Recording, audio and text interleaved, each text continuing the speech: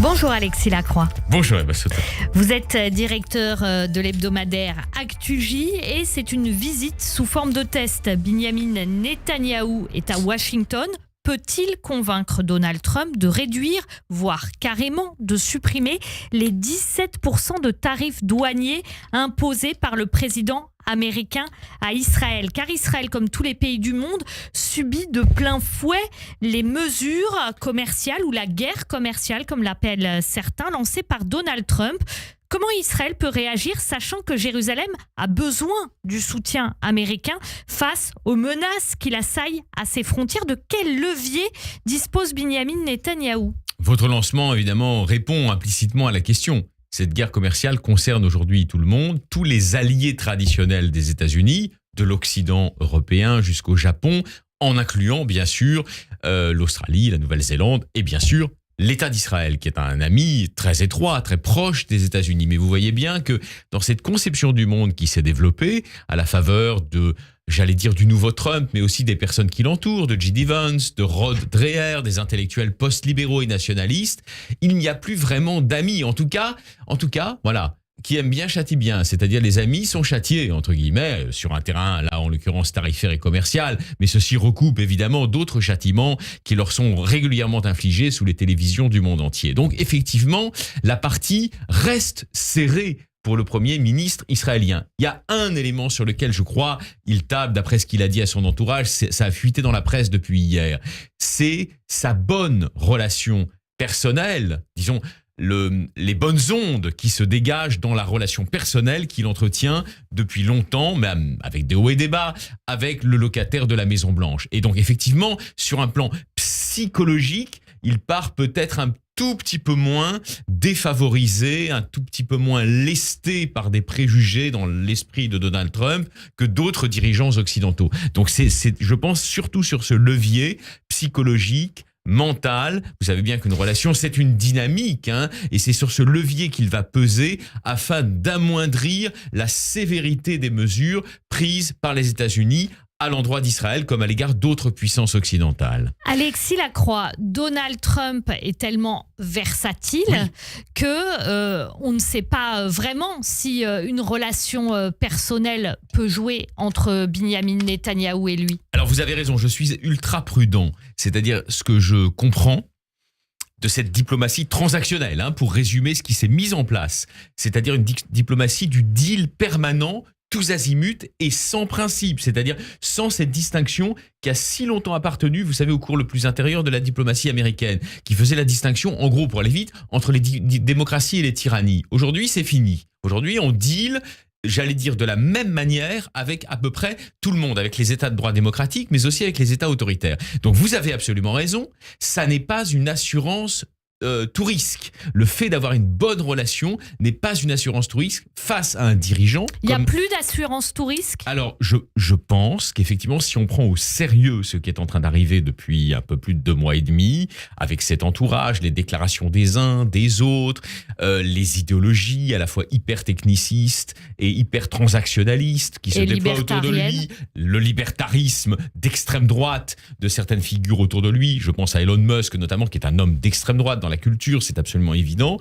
Tout ça indique qu'effectivement, même quand on a un bon feedback, si vous me passez l'expression américaine, de Donald Trump, comme c'est le cas de Binyamin Netanyahou, qui a toujours eu de bonnes relations avec lui, on ne peut pas y aller tranquille en se disant tout va très bien se passer et je vais obtenir satisfaction. Bien sûr que non. Et donc, le Premier ministre israélien, il a sans doute des défauts, mais c'est un homme intelligent, c'est un homme avisé, il connaît l'Amérique comme sa poche et je pense qu'il sait très bien qu'il va dans une mission difficile et qu'il n'est pas sûr de ramener la peau de l'ours, si vous me passez l'expression familière, d'accord ? Le président français Emmanuel Macron, lui, est en Égypte, au Caire, lors de sa conférence de presse. Tout à l'heure, il a déclaré que le Hamas ne devait pas participer à la gouvernance de Gaza, tout en répétant son soutien total au plan de reconstruction de Gaza approuvé par la Ligue arabe. C'est donc pas du tout le plan de Donald Trump. Comment interpréter ces propos d'Emmanuel Macron qui à la fois vont dans le sens d'Israël, sur le fait que le Hamas ne doit absolument pas participer à la gouvernance de Gaza, mais aussi qu'Emmanuel Macron prend ses distances avec ce que peut dire Binyamin Netanyahou sur Gaza, justement. Alors, diplomatie gaulo-mitterrandienne, suite.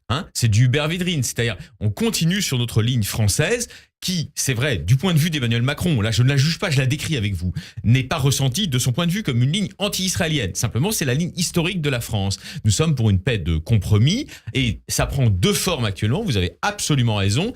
Il s'aligne sur la position d'Israël et des États-Unis, d'ailleurs, concernant le Hamas, qui est donc une organisation décrétée officiellement par la voix du souverain, du principal, si vous voulez, magistrat français. Elle est du magistrat suprême de la République française. Cette organisation est déclarée non fréquentable. C'est clair, il ne faut pas lui faire de mauvais procès. Et donc, ça veut dire qu'effectivement, le plan israélien pour écarter le Hamas de Gaza est un plan qui est soutenu officiellement par la France. Mais d'un autre côté, la France n'est pas défavorable à explorer les plans disons arabes. Alors en l'occurrence, quand on parle des Arabes, on parle surtout des Arabes du Golfe. Vous voyez, les Émirats Arabes Unis qui jouent un rôle en arrière-scène important. L'Égypte, naturellement, où il s'est rendu aujourd'hui. Et puis, bien sûr, derrière, un acteur clé, même s'il n'est pas encore dans la plateforme des futurs accords d'Abraham, qui est l'Arabie Saoudite. Donc nous avons en France des liens qui remontent à Jean-Yves Le Drian, qui avait fait un travail extraordinaire. Nous avons des liens très étroits avec toutes ces puissances du Golfe, mais aussi avec l'Égypte. Et évidemment,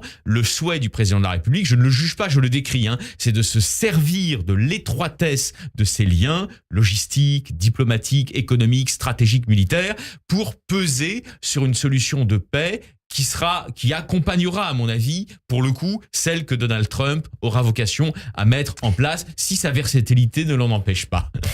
Alexis Lacroix, on revient à cette offensive commerciale lancée par Donald Trump. Le ministre du Commerce extérieur français, Laurent Saint-Martin, a dit tout à l'heure « Il ne faut exclure aucune option sur les biens, sur les services américains et ouvrir la boîte à outils européenne qui est très complète, qui peut être extrêmement agressive également en retour. » Ça veut dire quoi concrètement ?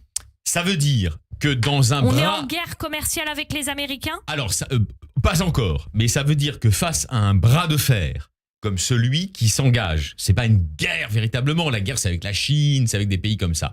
Moi, je veux dire pour les États-Unis. Mais face au bras de fer qui s'engage avec une Amérique qui, au fond, ne respecte que la force et la puissance. Manuel Valls l'a dit dans un autre registre récemment. Il y a une fascination d'un certain nombre de dirigeants européens pour la force et la puissance. Ils sont servis avec Trump. Ils ont quelqu'un qui ne respecte que ça.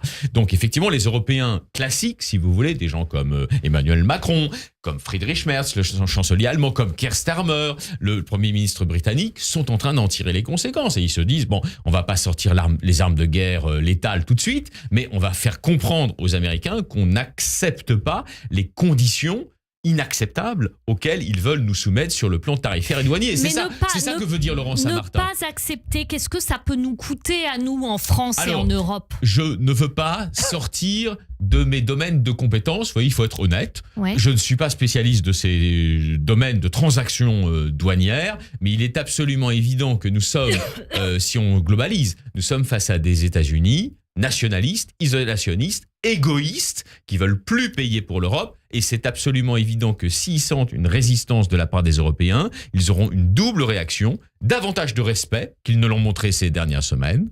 Ils ont méprisé ostensiblement les Européens sur tous les plans. Il a commencé par les Danois, vous vous souvenez du Groenland. Mais ils auront aussi, probablement, dans leur besace, dans des instruments de rétorsion qu'ils sortiront pour essayer, j'allais dire, d'impressionner, d'en imposer encore plus aux acteurs européens. Faire le cow-boy, quoi. Voilà, donc c'est pas une guerre, mais c'est une épreuve de volonté, au sens que, dans d'autres circonstances, naturellement, Raymond Aron avait défini pendant la guerre froide.